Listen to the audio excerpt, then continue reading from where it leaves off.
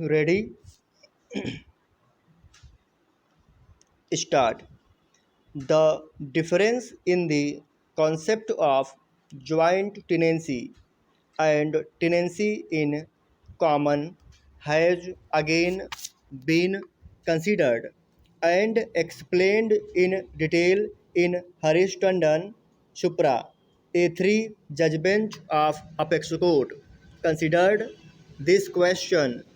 It held that after the death of original tenant, his heirs cannot be said to have become tenant in common, since that would result in treating as if each one of heir is deemed to be an independent tenant in his own rights. Looking to this issue in the context of provisions of statute, that is Act 1972, the Apex Court held that if the concept of tenancy in common would be accepted, that would make the operation of statutory provision almost improbable and extremely difficult. That may also result in finding out several lacuna and inconsistency in the statute also.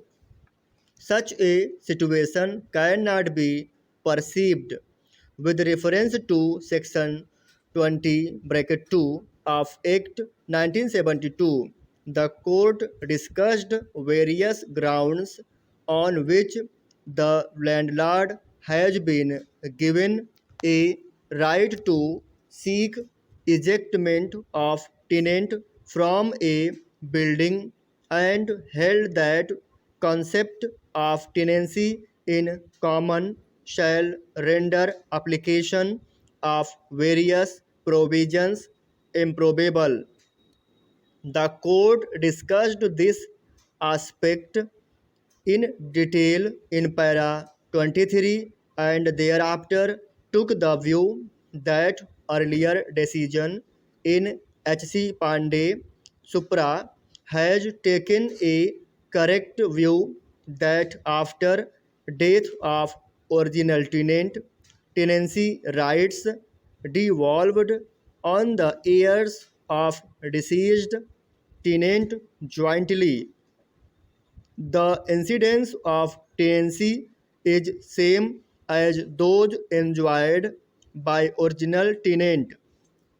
It is a single tenancy which devolves on the heirs. There is no division of premises or of rent payable. Therefore, the heirs succeed to the tenancy as joint tenants. Having said so, the court said in para 26 of the judgment that after the death of original tenant, his heirs shall be deemed to be holding the premises as joint tenant, and for any breach committed by any of such joint tenants, all the heirs of original tenant have to suffer. They cannot take a plea that unless a ground for eviction is established individually against each of them, they cannot be evicted from the disputed premises.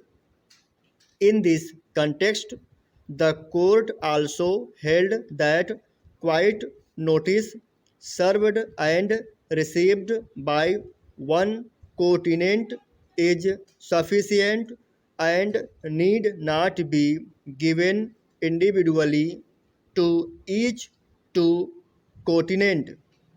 However, I find that the issue of joint tenancy oblique co-tenancy in the above cases came to be considered in the context of service full stop. Thanks friends watching my video. Like, share and subscribe please.